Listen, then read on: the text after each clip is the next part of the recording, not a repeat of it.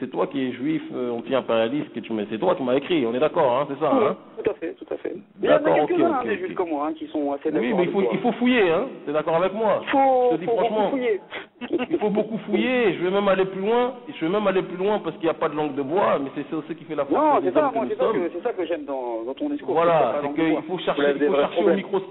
Il faut vous chercher au microscope. J'en ai vu quelques-uns, mais malheureusement, vous avez une très grande malchance qui est que vous êtes issu d'une communauté où la plupart des gens se confortent dans la situation de l'oligarchie, justement, et donc les rares vrais qui sont présents, et il y en a, voilà, forcément subissent la loi du nombre. C'est aussi ça qui est dommage. Et c'est pour ça que des personnes comme vous, comme toi, précisément, parce que vous, je n'englobe personne, mais des gens comme toi, tu dois parler beaucoup plus haut et beaucoup plus fort que les cafards, et j'ai pas peur de dire le mot cafard, même si ça me vaudra peut-être des procès, qui eux passent leur temps à salir l'image de votre communauté de un et à asphyxier les autres. C'est ça la réalité aussi. Tu comprends ce que je veux dire?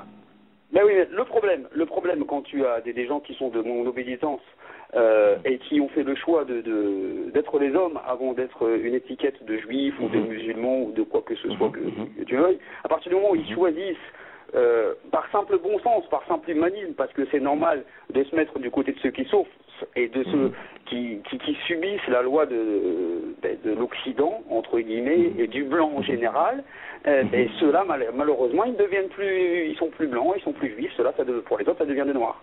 Et l'amalgame, il est fait, la pierre est très vite jetée. On est toujours le nègre de quelqu'un. Parce que j'ai pris part pour des noirs, que ce soit dans mon métier, dans mon travail ou simplement dans ma vie. Le nombre de personnes comme moi que je connais, la majorité ont quitté la France parce que ce n'est pas vivable pour un juif qui choisit d'être avec ses frères noirs. C'est pas vivable. C'est pas vivable. Il y en a pas beaucoup. Effectivement, il y en a pas beaucoup parce qu'ils sont très vite mis de côté. Et la communauté juive en France est pas du tout la même que celle qu'il y a aux États-Unis. Celle qu'il y a aux États-Unis, il y a des juifs libéraux qui sont très très sympas, qui font beaucoup de bien, qui font des œuvres humanitaires en Afrique sans rien attendre en retour, sans faire de business derrière, parce que les ONG, on sait très bien que les man font du business derrière. Il y a beaucoup de blanchiment d'argent.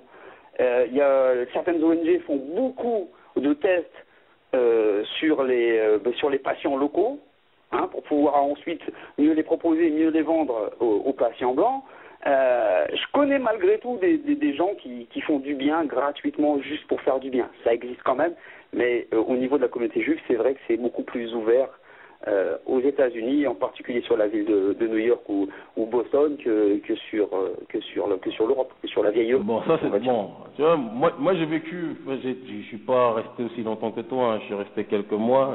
Ça date depuis tellement longtemps qu'aujourd'hui j'ai un accent de français breton, ayant parlé l'anglais durant quelques jours. Mais j'ai été à Los Angeles, j'ai eu cette chance-là en 1999. Mon maître culturel, celui que je représente, en tout cas dans le cadre d'une Black Panther Party, Dr Ali Mohamed, lorsqu'il parlait malheureusement quand même de la communauté juive installée là-bas, même s'il y a des libéraux, il y a aussi une réalité qui est que lorsque les revendications du militantisme noir sont avérées, sont objectives et sont crues, même les libéraux oublient, en tout cas une grande partie, oublient justement leur démarche d'ouverture et se recroquevillent toujours derrière ce masque de l'antisémitisme aussi. Et ça aussi c'est un cancer, camarade. Écoute bien ce que je termine ma phrase, si tu permets. Le cancer, c'est que dès qu'une critique est faite sur le paternalisme qui peut exister chez certains membres de cette communauté qui a un rapport objectivement, et je dis, on pourrait chercher les genèses de ça, il y a d'ailleurs des genèses, mais 2 heures ne seraient pas suffisantes. Du coup là je t'aime maintenant, j'ai envie de te garder pendant 3 heures. Malheureusement les autres auditeurs vont faire la tête, donc on va essayer de synthétiser quand même, mais il y a un paternalisme qui est présent chez beaucoup de gens de ta communauté, et y compris a fortiori, j'ai envie de dire, aux États-Unis. C'est-à-dire qu'au moins en France, bon, ils ont fait SOS Racisme, tes frères, d'accord, co-religionnaires, ils ont fait SOS Racisme, ils l'ont donné comme joujou, mais c'est toujours eux qui dirigeaient. Mais aux États-Unis, ils ont cette capacité, ils ont accompagné les droits civiques, ils ont accompagné Luther King avant de le faire buter à la fin, parce qu'il faut aussi rappeler, comme le rappelait Harry Belafonte, que lorsqu'il a commencé à se rappeler qui était l'oligarchie, Martin Luther King, c'est là où on s'est dit que ça devenait un danger. Mais de l'autre côté, dès que les nationalistes noirs, comme l'honorable ministre Louis Farrakhan, à qui je passe la paix et toute mon affection, il y aura d'ailleurs des grosses surprises pour certaines personnes d'ici quelques mois ou quelques semaines, nous verrons. Bref, ou le New Black Panther Party que je représente dans la sphère francophone, qui aura été une succursale clairement et simplement de la nation de l'islam, lorsque les discours sont tenus, sur le terrain de l'autodétermination réelle et de la volonté de gérer nos choses seules, les libéraux se transforment quasiment en anticléricaux et le clair étant, j'ai envie de dire, la vérité et la volonté de cette population noire de pouvoir s'en sortir, et là, les tensions naissent. Et c'est pour ça que des gens comme toi, à partir du moment où sincérité il y a, camarade, comme je te dis, je te connais pas encore, on n'a pas encore mangé de falafel, donc je ne peux pas savoir exactement quelle est ta volonté, mais je sais quelle est la mienne, mais je suis certaine, à partir du moment où il y a sincérité, il faut que là aussi, des gens comme vous soyez capables. Le but, nous, on ne demande pas, moi, à titre personnel, je ne demande pas que vous aidiez les Noirs. Comme je te dis, ce n'est pas moi priorité. Mais ce que je veux, c'est que tu puisses faire en sorte que ta communauté se comporte de manière humaine vis-à-vis des autres. Parce que c'est ce manque d'humanité qui crée aussi l'hostilité. C'est ce manque d'humanité. Ouais, mais ça, c'est très difficile en France. Je vais t'expliquer pourquoi. Moi, je ne donnerai pas ces propos parce que là, on est sur une libre antenne. Un jour, peut-être, on discutera. Quand tu as fait partie d'un mouvement politique israélien ou culturel ou comme ils veulent l'appeler, de toute façon, ça reste ni plus ni moins que de la violence pour répondre à la violence, et que tu te maries ou que tu décides d'aider tes frères noirs ou que tes meilleurs amis sont noirs, à un moment donné ou à un autre, on va te chercher à te faire du mal. Donc c'est très difficile. Ou alors on va pas te comprendre. On va pas te comprendre parce que on va dire qu'est-ce que tu fous avec ces singes-là, qu'est-ce que tu fous avec ces négros, c'est quoi le prénom de ta femme, c'est chita. Puis là, à ce moment-là, tout bon juriste que tu sois ou tout homme que tu sois, à un moment donné, ta dignité, ton amour pour ta femme, ton amour pour ta belle famille, qui, comme on le sait dans la structure familiale africaine, fait que tu es adopté comme un fils, t'oblige à un moment donné à être violent, soit verbalement, soit physiquement. Donc c'est très très difficile d'arriver à les convaincre, parce que les convaincre, c'est par le porte-monnaie. C'est uniquement par le biais du porte-monnaie.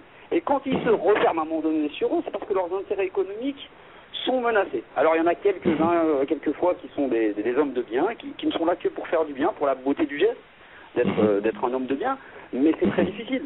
C'est très très difficile.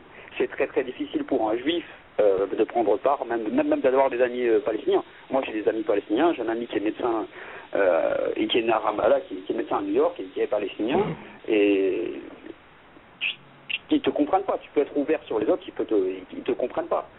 Mais c'est là où le rôle historique... Ils ne comprendront jamais parce qu'on a l'habitude de vivre refermé sur nous-mêmes. Que sorte que c'est comme ça qu'on a traversé les âges, mais c'est des conneries. Un homme, ça reste un homme pour moi, et vivre avec les siens et faire du bien à son prochain, c'est ça pour moi, pour ma part, qui fait d'un homme un homme. C'est pas pour moi la parole qui fait l'homme, mais l'homme qui fait la parole. Voilà, nous sommes d'accord. Voilà moi ce que je pense de ces Libanais. Mais la majorité de ceux que je connais, ils font exactement la même chose que les Chinois. Parce que là, le débat de l'émission, il est sur les Asiatiques, sur les Libanais, mais les Asiatiques font exactement la même chose. Exactement. On en a parlé, hein. Je sais pas si tu as écouté à New York City l'émission la semaine dernière, ou c'était il y a 2 semaines. Mais voilà, on en a parlé. On a parlé justement de ces Chinois qui ont en effet un comportement prédateur extrême aussi vis-à-vis de l'Afrique, à la différence qu'il y a un passif quand même, on aura l'occasion d'y revenir aussi.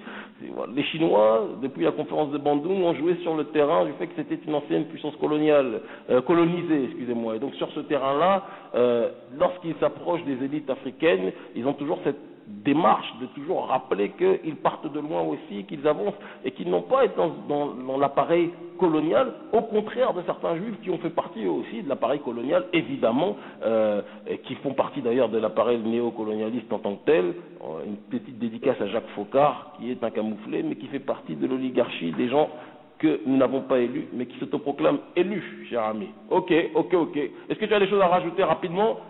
Non, ça va aller. Je vais écouter votre émission. On te remercie et je te remercie de ton courage parce que voilà, tu vois, on me donne l'étiquette des nazis noirs, comme je vous le dis. Non, moi j'ai écouté avec attention depuis des années ton discours et ceux de certains de tes amis, et même en particulier de Dieudonné. Moi j'ai déjà discuté plusieurs fois avec Dieudonné, parce que certains de mes potes ont fait sa sécurité. C'est Je sais très bien que vous n'êtes pas antisémite, vous relevez des points, vous avez le droit de ne pas être d'accord avec la politique israélienne, vous avez le droit de ne pas être d'accord avec le comportement de certains juifs en France en particulier ou dans le monde sur leur manière de se comporter. C'est pas ça, c'est pas de ne pas être d'accord avec le comportement de certains. C'est pas ça qui fait de quelqu'un d'antisémite. Quelqu'un d'antisémite, exactement. C'est les véritables antisémites, on les a connus en 39-45. Voilà, entre autres.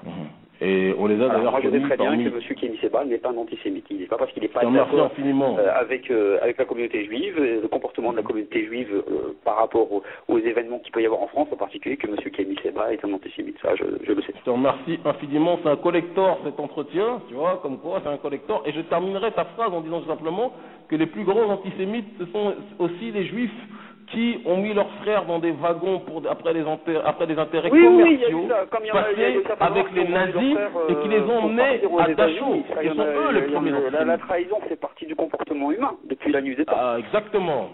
Exactement. Et pour certains, c'est une religion. Donc, en tout cas, ces gens-là, et les mêmes, ceux qui favorisent l'antisémitisme pour après pouvoir se présenter en victime et en tirer des bénéfices dans la communauté juive, sont aussi de très grands antisémites, une quenelle de 750 pour ces petits fils de pute. Ok, merci infiniment, en tout cas, camarades de lutte. Et je te dis à très bientôt. On aura l'occasion de communiquer, en tout cas par mail. N'hésite pas à m'écrire après l'émission. Dès que j'en aurai la possibilité, je te répondrai. Merci beaucoup, Aaron. Merci beaucoup. Bonne fin de soirée. Bonne soirée à toi. Ah, j'adore cette émission. C'est un espace de liberté réelle. Et voilà. C'est ça qui est profond.